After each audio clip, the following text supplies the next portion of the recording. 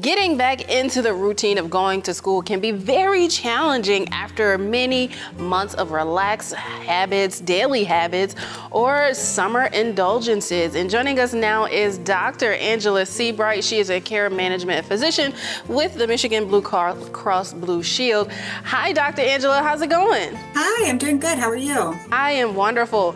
You know, we've all been there. We've been summer kids where we've had those summers where we had late nights, didn't go to sleep when we were supposed to. And, you know, same deal with all the kids now. So what tips do you have for families as they're trying to ease their kids back into the school year?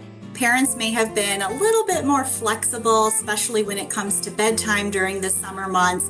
And who could blame them? I mean, it didn't even get dark till 10 p.m. over the summer, so kids were staying up later. But now that school's starting, that's not going to work so well. We've got some early mornings, and we want to make sure that our kids aren't struggling getting out of bed. It's just going to make the mornings go much smoother to make sure that your kids are getting adequate sleep. So the best thing parents can do is to start now. You want to start a week or two before school starts and slowly dial back the bedtime by about 10 or 15 minutes every couple of days until you reach the desired bedtime. Yeah, how do you handle those tantrums? Because, you know, some kids, they still want to stay up as late as they can, but, you know, as parents, it's not always that easy. It's not, and so you want to ease them into it, and you can start by teaching them healthy sleep habits as well. Help them wind down. So maybe for younger children, they could take a warm bath, maybe reading a story, and definitely taking the screens away.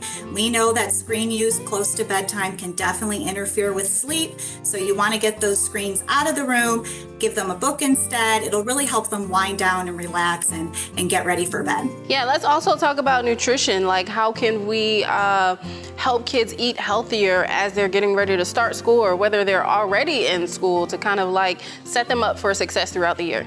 Yes, so just like sleep, diet is important for kids to perform well in school. So talk to your kids about healthy eating. You know, over the summer, maybe it was a lot of popcorn and ice cream and eating out, but we can talk to our kids about healthy food choices. When they learn about healthy eating at home, they're more likely to make those choices outside of the home. You also want to make sure you're getting them a breakfast. I know in the rush of the mornings, we tend to go for things that are quick and easy, but sometimes those foods are highly processed and full of sugar. You want to make sure kids are getting some protein in the morning. That's going to give them the sustained energy throughout the day. Yeah, and what about talking to kids about social pressures and bullying throughout the year as, you know, they're getting ready to start up? Yeah, very important to keep those lines of communication open. We want kids to know that they can talk to an adult if they are experiencing any bullying, or if they witness any bullying, they need to talk to a trusted adult, somebody at the school, a parent. All right, well, Dr. Angela, that was such great advice. Thank you so much for joining us. Thank you.